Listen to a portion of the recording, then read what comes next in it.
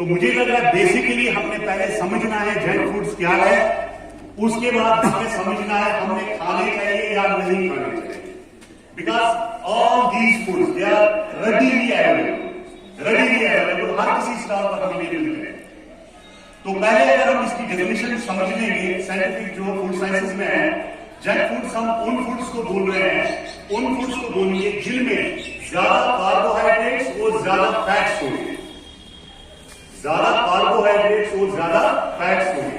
Mostly जो अपने science students होंगे उनको ये पता होगा कि कम से कम हमें जो फूड होता है there are 6 components of our food, जिनमें फैट्स आता है, कार्बोहाइड्रेट्स आता है, प्रोटीन्स आता है, मिनरल्स आते हैं, और विटामिन्स आते हैं, और वाटर का कंटेंट होता है। इसके अलावा भी कभी कुछ फाइटोकेमिकल्स कुछ लेते हैं, उनको हम सोलली या हम ऐसे उनको नहीं मानते। तो जंक फूड्स में ये प्रॉब्लम है, सबसे बड़ी ये प्रॉब्लम है। पहले मैं इसकी प्रॉब्लम्स के बारे में बोलूं, ये प्रॉब्लम है कि इनमें ज्यादातर आपको कार्बोहाइड्रेट्स और फैट्स मिलेंगे।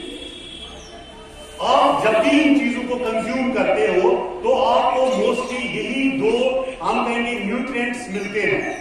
उससे क्या होता है, बाकी जो न्यूट्रिएंट्स रहते हैं, फॉर एग्जांपल प्रोटीन्स रहते हैं, विटामिन्स रहते हैं, मिनरल्स रहते हैं, उनकी बॉडी में डेर्थ होती है, कमी होती है, बॉडी में उनकी कमी होती है। और अगर लॉन्ग टाइम के लिए हम इन चीजों को कंज्यूम करेंगे, अगर हम लॉन्ग टाइम के लिए, ये नहीं एक दिन हमने लेज एक लिफाफा खाया तो उससे प्रॉब्लम हो जाएगी, इट इज नॉट देयर। एक दिन खाने से नहीं, अगर हम सोलली इन चीजों पर रहेंगे, फॉर एग्जाम्पल आप अपना लंच साथ नहीं लाते हो, आप सिर्फ अपने लिए कुछ ये फूड्स जिनको हम रेडीली अवेलेबल या जंक फूड्स बोलेंगे, आप यही खाते हो, तब हमारे लिए प्रॉब्लम है। तो मैं ये बोलूंगा कि सोलली अगर हम इन फूड्स पर लॉन्ग टाइम पर डिपेंडेंट रहेंगे, तब ये हमारे लिए प्रॉब्लम्स क्रिएट कर सकते हैं। आज के दौर में जब हम बोलेंगे ये फटाफट वर्ल्ड है, हर किसी जगह पर हमारे पास टाइम नहीं होता है, जल्दी जल्दी से हर कोई चीज मिलनी चाहिए। तो इस दौर में इन चीजों में या इन फूड्स में हमारे मैन फूड्स की जगह ले।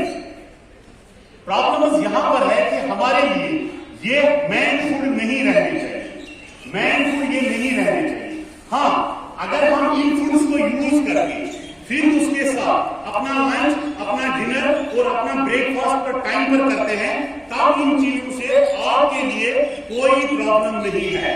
मैं बोल रहा हूं और विद अथॉरिटी में आपके सामने ये बोल रहा हूं, कोई प्रॉब्लम नहीं है आपको इन चीजों को लेने, क्योंकि हम देखेंगे हम यहां पर देखेंगे जो भी है, आपके घरों में आप देखेंगे कि बहुत से फूड्स ऐसे आ रहे हैं जिन्होंने हमारे जो नून चाय और वो जो रोटी होती थी उसकी जगह ली।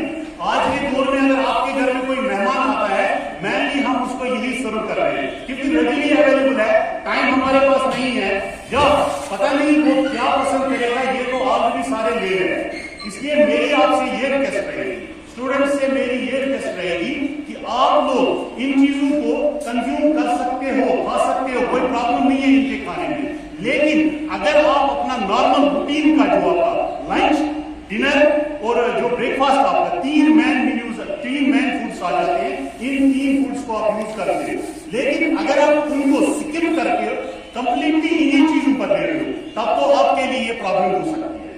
तो इसलिए आपने सबसे पहले मॉर्निंग में, क्योंकि हमने देखा यहाँ पर स्टूडेंट्स आते हैं एम्प्टी स्टमक आते हैं, तो गर्मियों में हमने देखा था 10 बजान हेल्थ रूम्स में। वजह क्या था कि आप लोग मॉर्निंग में जो है अपना ब्रेकफास्ट ठीक तरीके से खाते नहीं हो।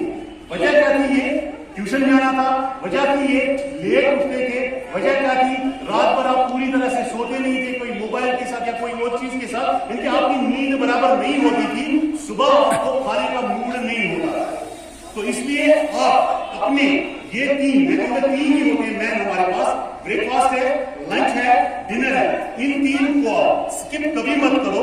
ये 3 खाने के बाद अगर आपके मन में आता है कि सुबह आपने 7 बजे ब्रेकफास्ट किया है, 10 बजे आप कोई स्नैक्स लेना चाहते हो, स्नैक्स में ये चीजें भी आ जाएंगी, स्नैक्स में ये चीजें भी आएंगी। हम आज रिक्वेस्ट करेंगे प्रिंसिपल सर से कि अगर कोई अपना लंच साथ ले आता है, उस लंच के साथ अगर कोई ऐसी हम कहेंगे स्नैक्स या कोई फास्ट फूड ले आता है, परहैप्स प्लीज उनको वहां पर आप ये अलाउ कर दीजिए, उसमें हो सकता है। लेकिन अगर आप सोनली इन्हीं चीजों को खाते हो, सोनली आप इन्हीं चीजों को लेते हो, तब ये आपके लिए प्रॉब्लम हो सकती है। तो इसलिए आपने अपने लिए, और जो आप समझोगे कि जो आपकी एज जो है,